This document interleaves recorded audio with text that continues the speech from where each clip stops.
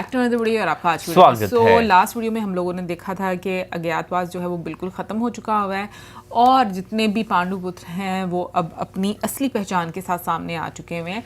अब आगे क्या सिचुएशन होती है देखते हैं इस एपिसोड में, तो चलिए देख लेते हैं ये वीडियो। इस संसार में बहुत से लोग ऐसे भी हैं जो वर्तमान से अतीत की व्याख्या का अधिकार छीन लेना चाहते हैं।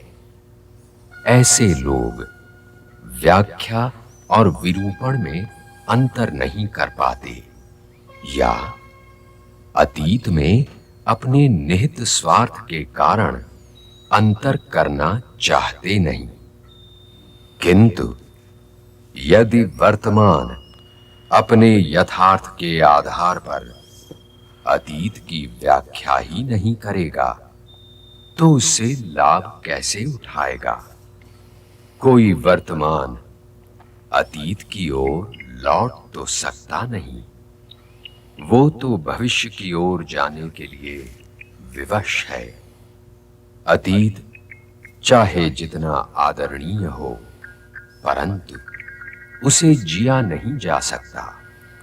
हाँ, अपने वर्तमान को सुधारने के लिए उसे समझने का प्रयत्न अवश्य किया जा सकता है और ये प्रयत्न करना वर्तमान का कर्तव्य भी है। ये चिंता का एक और विषय है कि बहुत से विद्वान भी कथन और चित्रण को एक ही माध्यम समझे बैठे हैं। कवि तो ये कह देगा कि कुछ सुनकर कोई पात्र बहुत दुखी या सुखी हुआ, परंतु ये बहुत क्या है।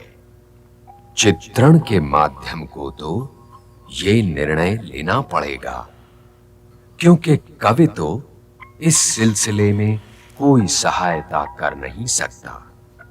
मैं कहना ये चाहता हूं कि ये अधिकार तो सबको है कि वो किसी व्याख्या से सहमत हो या न हो, किंतु व्याख्या को विरूपण कहना तो ठीक नहीं है ना।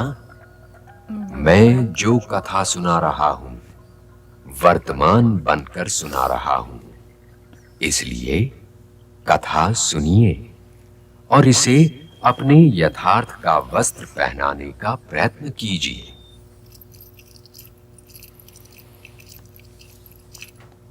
गंगापुत्र की जय हो। महाराज पधार रहे हैं। महाराज पधार रहे हैं।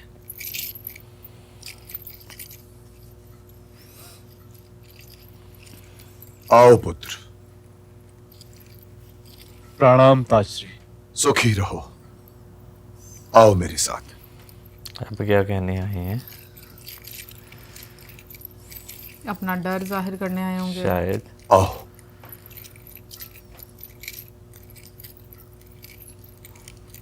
यहां बैठो और अब मुझे बताओ कि आज इतने दिनों के उपरांत तुम्हें अपना ये बूढ़ा तात कैसे याद आया? मेरा दुर्भाग्य ये है ताजश्री कि स्वयं आप भी मुझे अपने अनुज पुत्रों का शत्रु समझने लगे। मेरे समझने या न समझने का प्रश्न ना उठाओ। मुझे तो अब अपने आप पर भी भरोसा नहीं रह गया है। मुझे छोड़ो, क्योंकि यदि मैं किसी गिनती में होता तो दुर्योधन यह मान गया होता कि जिस दिन उसका और अर्जुन का सामना हुआ था उस दिन से महीनों पहले पांडुपुत्रों का अज्ञातवास समाप्त हो चुका था। मेरे ही हस्तिनापुर में मुझ पर पक्षपात का आरोप लगाया जा रहा है पुत्र, पक्षपात का। और कोई मेरे बचाव में बोलने वाला नहीं रह गया है। मेरे ये श्वेत केश अब अकेले रह गए हैं पुत्र, बिल्कुल अकेले रह गए। ऐसा न कहिए ताजश्री। गांधारी पुत्र भी आपके हैं और कुंती पुत्र भी आपके हैं। और मैं तो आपका सेवक हूं ही। सेवा की आवश्यकता मुझे नहीं है पुत्र, सेवा की आवश्यकता हस्तिनापुर को है। मेरे और तुम्हारे पूर्वजों की धरोहर हस्तिनापुर को है। तनिक सोचो धृतराष्ट्र, योद्धा युद्ध करते, किसी को विजय प्राप्त होती है तो किसी के भाग्य में पराजय आती है। कोई विजय का ध्वज फहराए हुए अपने घर लौटता है तो कोई वही रणभूमि में वीर गति को प्राप्त होता है। किंतु नगर किसी वृक्ष की भांति अपनी जड़ों से बना वहीं खड़ा रहता है और घायल होता रहता है। अरे उसके भाग्य में तो वीर गति को प्राप्त होना भी नहीं लिखा पुत्र, नहीं लिखा। नगर तो केवल बीती हुई शताब्दियों के मलमों में दब कर गुम हो सकता है। मैं तो कभी कभी ये सोच कर डर जाता हूं कि कभी ये नगर शताब्दियों के मलबे से बाहर निकला और इतिहास ने उससे मेरे विषय में, तुम्हारे विषय में कोई प्रश्न किए तो वो क्या उत्तर देगा? क्या वो कहेगा कि हम लोग अच्छे लोग थे, धर्म के रक्षक थे, कर्मयोगी थे? मैं तो नहीं समझता पुत्र, मैं तो ऐसा नहीं समझता। और मेरा दुर्भाग्य देखो पुत्र, मैं जीवित रहने के लिए विवश। अब मेरे भाग्य में कदाचित सुख का एक क्षण भी नहीं रहा। अरे पुत्र, अब तो पांडवों का अज्ञातवास भी समाप्त हो चुका है। उन्हें बुलाओ, अपनी छाती से लगाओ और उनका ये इंद्रप्रस्थ उन्हें वापस कर दो। मैं आपसे इसी विषय में बात करने आया हूं दास जी। मत्स्य देश के उपप्लव्य नगर से पुत्र युधिष्ठिर का पत्र आया है कि अर्जुन पुत्र अभिमन्यु के विवाह पर हम लोग अभिमन्यु और उसकी वधू राजकुमारी उत्तरा को आशीर्वाद देने अवश्य आए। युधिष्ठिर का पत्र मेरे पास भी आया है कि तो मैं जाना उचित नहीं समझता, क्योंकि कुछ पता नहीं कि वहां दुर्योधन क्या कर बैठे। पांडवों को वर्षों के उपरांत सुख के अनुभव का एक अवसर मिला है।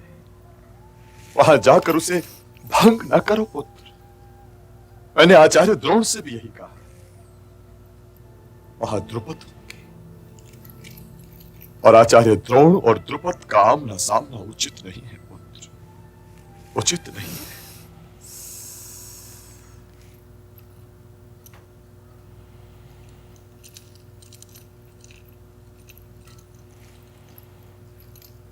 महाराज की जय हो।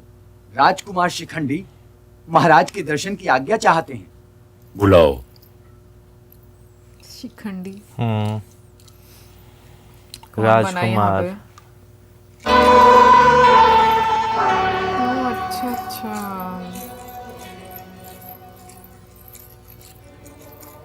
अभिवादन पिताश्री।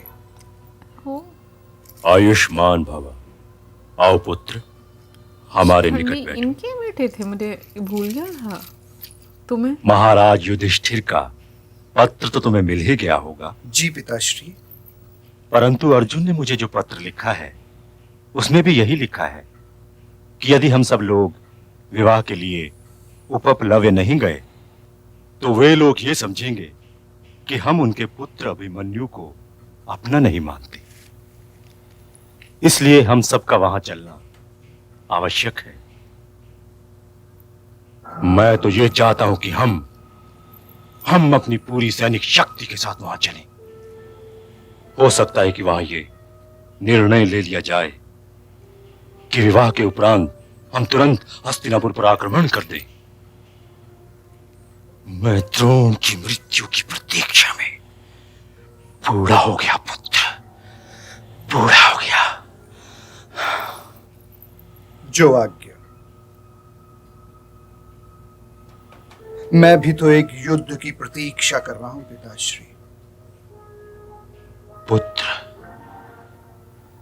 आप तो एक ही जन्म की प्रतीक्षा से थक गए पिताश्री। कभी कभी ऐसी प्रतीक्षाओं के लिए तो एक जन्म भी छोटा पड़ जाता है। जीवन स्वयं एक प्रतीक्षा है,